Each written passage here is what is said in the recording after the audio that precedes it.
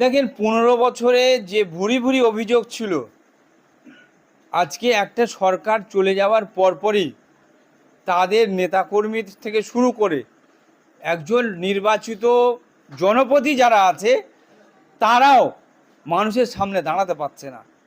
কারণ এরা এই সরকারে থাকাকালীন সময় এদের নেতা মন্ত্রী যারা ছিল এবং যারা নেতারা ছিল বুথ স্তর থেকে শুরু করে, তারা একটা কথা বারবার বলেছিল যে 4 তারিখের পরে দেখে নেওয়া হবে, 4 তারিখের পরে ঘর জেসিবি দিয়ে ভেঙে দেওয়া হবে, 4 তারিখের পরে কাফন জড়িয়ে আমরা কবরে পাঠাবো, শ্মশানে পাঠাবো। আবার তারা বলেছিল যে 4 তারিখের পর তোদের কোনো হদিশ কেউ খুঁজে পাবে না, এরকম হুমকি ধুমকি তারা দিয়ে রেখেছিল। কিন্তু যখনই পরিবর্তন হলো, মানুষ কিন্তু এই ফুঁসছিল।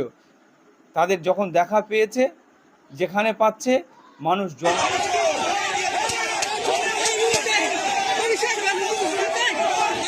যখন তারা আজকে বিপাকে পড়েছে, তখন সাধারণ মানুষ তাদের প্রতি ক্ষিপ্ত হয়েছে।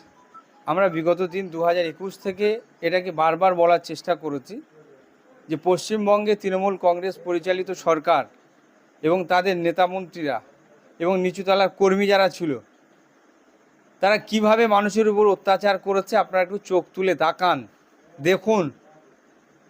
আমার এই ক্যানিং পূর্ব বিধানসভা 2021-এর ভোট পরবর্তী সময়ে পুলিশকে পুরো থানা অফ করে রেখে, পুলিশকে ইনঅ্যাক্টিভ রেখে 3 দিন ধরে যে নির্বিচারে অত্যাচার চালানো হয়েছিল, ক্যানিং পূর্বের মানুষের আকাশে বাতাসে শুধু কান্নার হাহাকার ছিল।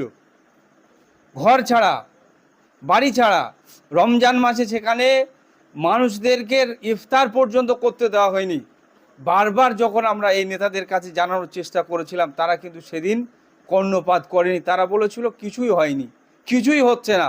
কিন্তু আজকে তৃণমূল কংগ্রেসের যিনি যুবরাজ বলা হতো, সেকেন্ড ইন কমান্ড বলে যাকে দাবি করা হতো, ভোটের 4 তারিখের পর থেকে তার কোনো ঠিকানা খুঁজে পাওয়া যায়নি।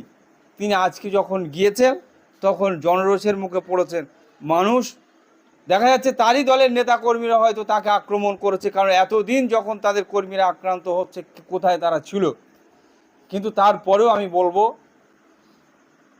বিরোধী রাজনীতি করার কারণে কেউ আক্রান্ত হোক, এটা আমরা কোনো মতে মেনে নিতে পারি না। অভিষেক ব্যানার্জির সাথে যেটা হয়েছে, আমি তীব্র নিন্দা এবং ধিক্কার জানাচ্ছি। কারণ বিরোধী সব সময় থাকবে, আর গণতন্ত্রের বিরোধী কণ্ঠস্বর যদি মজবুত থাকে, একটা সরকার সুষ্ঠুভাবে চলতে পারে, মানুষের উন্নয়ন, মানুষের পাশে, মানুষের উপকারে আসতে পারে।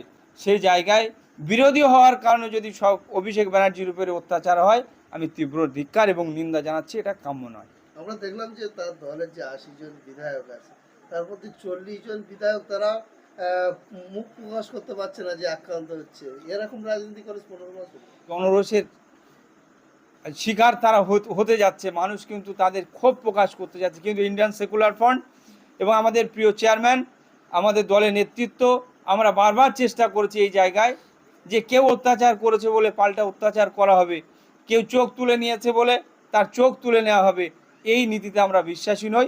ইন্ডিয়ান সেকুলার ফ্রন্ট বারবার বলে এসছে, যারা অন্যায় করেছে, আমরা অন্যায় করতে চাই না, আমরা অন্যায়ের বিরুদ্ধে রুখে দাঁড়াতে চাই। কারণ আমরা এমন একটা সমাজ আমরা উপহার দিতে চাই, যেখানে মানুষ একসাথে বন্ধুত্বপূর্ণ পরিবেশে তারা বসবাস করবে। তবে নেতামন্ত্রী তৃণমূল কংগ্রেসের, তাদের আজকে সেই মুখ নেই, কারণ তারা বিগত দিনে যে কর্ম করে রেখেছে এবং 4 তারিখের আগ পর্যন্ত তাদের যে হুমকি ধুমকি চমকানি ছিল, তারা নিজেরাই আজকে বাড়ি ছাড়া ঘর ছাড়া হয়েছে ভয়ে। কারণ তাদেরকে মানুষ দেখতে পেলেই আজকে অভিষেক ব্যানার্জির যেটা হয়েছে কাম্য নয়, আমরা নিন্দা করছি।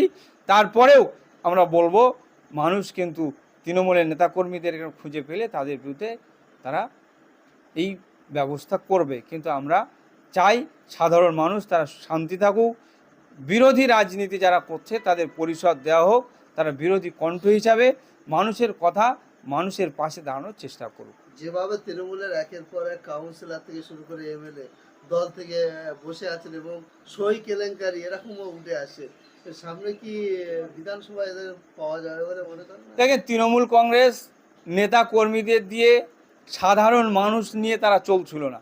তৃণমূল কংগ্রেসটা চলছিল একটা জায়গায়, সেটা হলো প্রশাসনকে দিয়ে। পুলিশ নির্ভর দল ছিল এই দলটা। যখন প্রশাসন ক্ষমতা থেকে সরে গিয়েছে, পুলিশ সরে গিয়েছে, এই দলের নেতাকর্মীরা আর বের হওয়ার কোনো জায়গা পাচ্ছে না। আমরা দেখলাম তো, যেটা হচ্ছে আজকে ক্যানিং পূর্বে যিনি জিতেছেন বলে দাবি করছেন, মানুষ জানে যে তিনি জিতেছেন কিনা, ইভিএমকে কিভাবে ৯-৬ করে জিতেছেন, তিনি কিন্তু তার নিজের বিধানসভায় আসতে পারছেন না। সাধারণ মানুষ বা বিরোধী রাজনৈতিক দল তাকে আসতে দিচ্ছেন এটা নয়, তিনি নিজে ভয়তে আসতে পারছেন না। কারণ তিনি যে যা করেছেন, সাধারণ মানুষ তিনি যদি বের হন, সাধারণ মানুষ কিন্তু উত্তর দেওয়ার জন্য প্রস্তুত। তবে একটা জিনিস মনে রাখতে হবে, যে আমরা যে যার রাজনীতি করি না কেন, আমাদের হওয়া উচিত বিরোধী যেই থাকুক না কেন আমাদের সম্পর্ক ভালো রাখা উচিত, এবং যে যার রাজনীতিক স্বাধীনভাবে মতামত প্রকাশ করার স্বাধীনতা দেওয়া উচিত।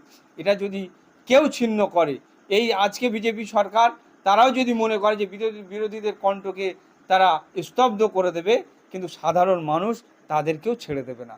আগামী দিন তাদেরকে এর উত্তর নেওয়ার জন্য প্রস্তুত থাকতে হবে। যে মমতা ব্যানার্জি বলেছিলেন ভোট প্রচারের সময় শওকত মোল্লা আমার ডান হাত, এই শওকত মোল্লার সমস্ত নিরাপত্তা রক্ষীকে তুলে দেওয়া হবে, কি বলবেন? এটাই তো আমরা বারবার বলে এসেছি, মমতা ব্যানার্জি তার মুখ আর মুখোশ কোনটা সেটা আজকে বাংলার মানুষ বুঝতে পেরেছে।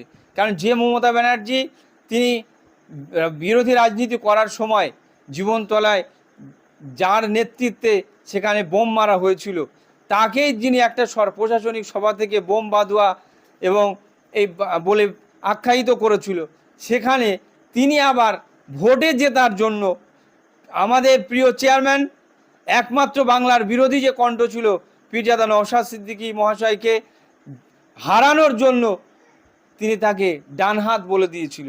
আজকে মমতা ব্যানার্জি যে মুখোশ পড়েছিল, বাংলার মানুষ সেটা বুঝতে পেরেছিল, তার জন্য 2026-এ উত্তর দিয়েছে।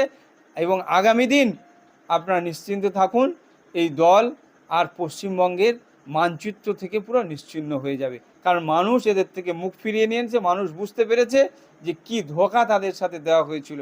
আগামী দিন তৃণমূল কংগ্রেসের নেতাকর্মীরা তাই তৃণমূল কংগ্রেস থেকে ফিরে আসছে, এবং অবিলম্বে আপনি দেখবেন যে সমস্ত এমএলএরা আছে তারাও তৃণমূল কংগ্রেস ছাড়ার জন্য আরও এগিয়ে আসবে। দ্রুত তারা তৃণমূল কংগ্রেস থেকে মুখ ফেরাবে। বিজেপির প্রতিশ্রুতি ছিল ভোটের আগে যে ভোটে জিতলে তারা অন্নপূর্ণা ভান্ডার দেবে, কিন্তু এই 12 পাতা যেটা গল্প আসছে এটাকে কি বলবেন? দেখেন, আমরা ভাতা এই রাজনীতিতে বিশ্বাসী নই, তারপরেও তৃণমূল কংগ্রেস যেটা করেছিল, বিজেপি সরকার এসে সেটা চালু রাখতে চাচ্ছে। তবে আজকে যে ভান্ডারের নাম করে যেটা করতে চাচ্ছে, যে একটা মানুষের পূর্ণাঙ্গ তথ্য, তার পারিবারিক তথ্য নেওয়ার কোনো প্রয়োজন নেই, তারপরেও যেটা করছে, এটা আমরা মনে করছি এটা হওয়া কাম্য নয়। কারণ একজন মানুষকে দেওয়ার জন্য ন্যূনতম তার ব্যাংক অ্যাকাউন্ট, তার আধার কার্ড, তার পরিচয়পত্র, কারণ একটা আধার কার্ড